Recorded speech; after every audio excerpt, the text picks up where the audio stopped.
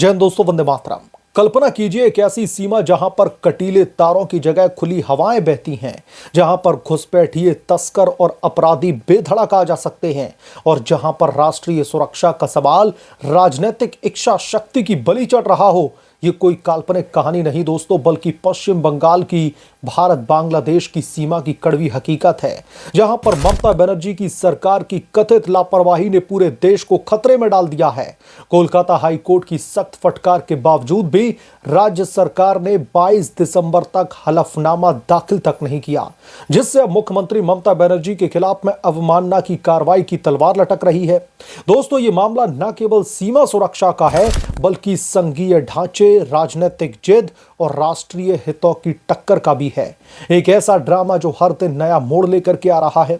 आज तक दोस्तों पश्चिम बंगाल की मुख्यमंत्री ममता बनर्जी ने और ममता सरकार ने कोलकाता हाई कोर्ट के आदेश का पालन तक नहीं किया।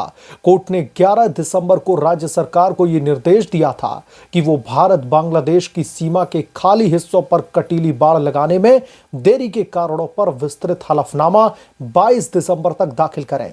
लेकिन दोस्तों, कोई भी जवाब ममता की सरकार की तरफ से नहीं दिया गया कोलकाता हाई कोर्ट को, जिससे कोर्ट की अवमानना यानी कि कंटेम्प्ट ऑफ कोर्ट का मुद्दा गरमाया हुआ है।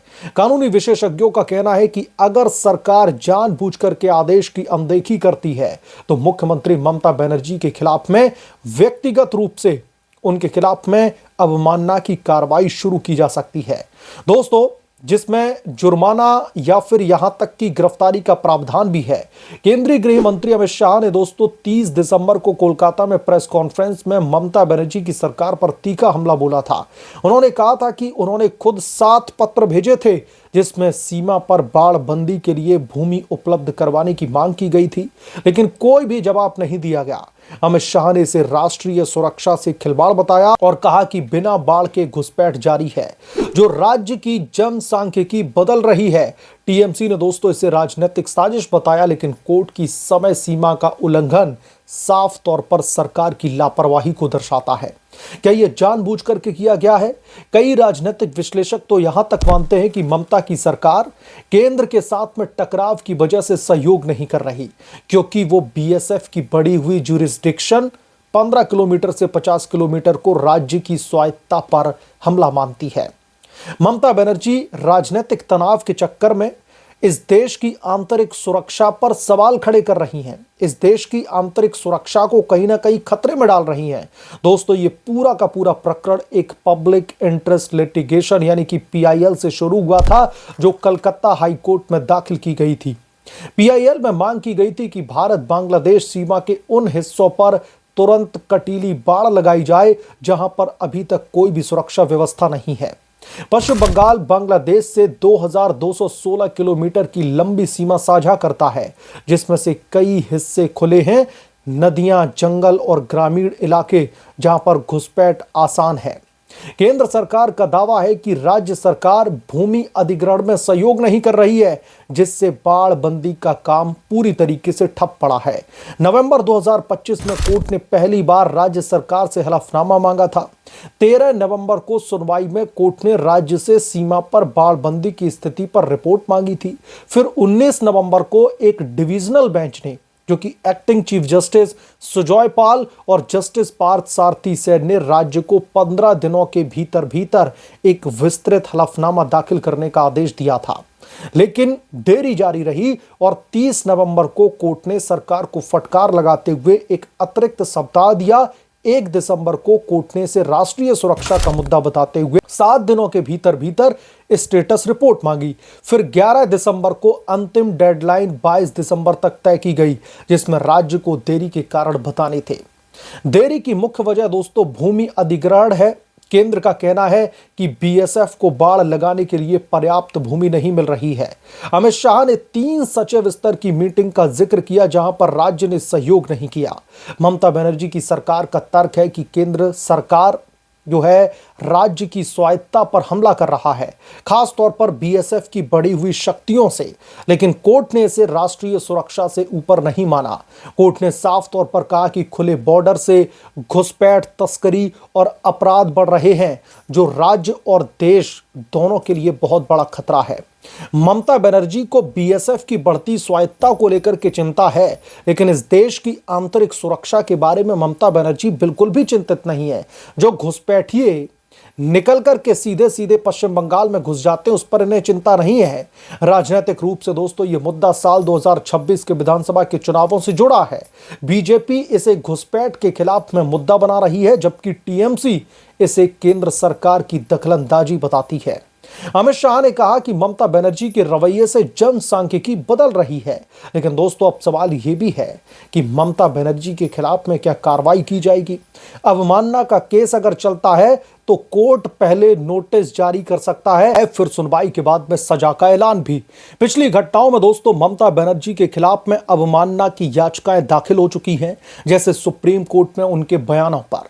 लेकिन इस मामले में अगर जानबूझ करके अनदेखी साबित होती है तो यह बहुत बड़ा झटका होगा ममता बनर्जी के लिए। विशेषज्ञ मानते हैं कि कोर्ट राष्ट्रीय सुरक्षा को देखते हुए सख्त रुख अपनाएगा। यह मामला दिखाता है कि राजनीतिक मतभेद राष्ट्रीय हितों पर भारी नहीं पड़ सकते। ममता बनर्जी की सरकार की चुप्पी से सवाल उठ रहे हैं कि क्या यह जानबूझ करके या फिर प्रशासनिक चूक है। केंद्र सरकार और राज्य सरकार को मिलकर के काम करने की यहां पर जरूरत है, वरना सीमा की कमजोरी पूरे देश को महंगी पड़ेगी। और कोलकाता हाई कोर्ट में अब अगली सुनवाई में क्या होगा यह भी देखना दिलचस्प होगा। ममता बनर्जी को कितने रिमाइंडर्स दिलवाए गए। नवंबर के महीने से लेकर के लगातार इस बाबत सुनवाई चल रही थी, और जब कोर्ट की तरफ से 22 दिसंबर की तारीख को फिक्स किया जाता है कि 22 दिसंबर तक ममता बनर्जी हलफनामा दाखिल करेंगी, विस्तृत रिपोर्ट दाखिल करेंगी कि आखिरकार उन्होंने इस मामले में देरी क्यों की है, तो ममता बनर्जी ने 22 दिसंबर की तारीख को भी एक तरीके से दरकिनार कर दिया। ममता बनर्जी जानबूझ करके इस देश की सुरक्षा के मामले को अपने राजनीतिक निहितार्थ से जोड़ करके कहीं ना कहीं इस देश की आंतरिक सुरक्षा को खतरे में डालने का काम कर रही हैं। और इसीलिए मैंने कहा कि अब ममता बनर्जी के खिलाफ में लगातार अवमानना की कार्रवाई की तलवार लटक रही है। और क्या कोलकाता हाई कोर्ट में अब ममता बनर्जी के खिलाफ में कंटेम्प्ट ऑफ कोर्ट लगेगा। और इतना ही नहीं, जब भी बात घुसपैठियों की होती है कि पश्चिम बंगाल में इतने सारे घुसपैठिए कहां से आ गए, तो दोस्तों ये ममता बनर्जी अपना पल्ला झाड़ करके केंद्रीय गृह मंत्री अमित शाह के ऊपर पूरा का पूरा ठीकरा फोड़ देती हैं। जनता को बेवकूफ बनाने का काम करती हैं कि अगर पश्चिम बंगाल में एसआईआर की प्रक्रिया करके घुसपैठियों को हटाया जा रहा है तो ये घुसपैठिए पश्चिम बंगाल में घुसे कैसे। और सीधे सीधे ममता बनर्जी जो केंद्रीय गृह मंत्री अमित शाह हैं उनके ऊपर ये पूरा का पूरा ठीकरा फोड़ दिया जाता है कि बॉर्डर सिक्योरिटी फोर्सेस जो है वो सेंट्रल गवर्नमेंट के अंडर आते हैं और अमित शाह खुद गृह मंत्री, उनको तो इस्तीफा दे देना चाहिए। लेकिन यहां पर सच्चाई तो यह है कि भूमि अधिग्रहण को लेकर के केंद्र सरकार की तरफ से पूरा पैसा इनके पास में जा चुका है।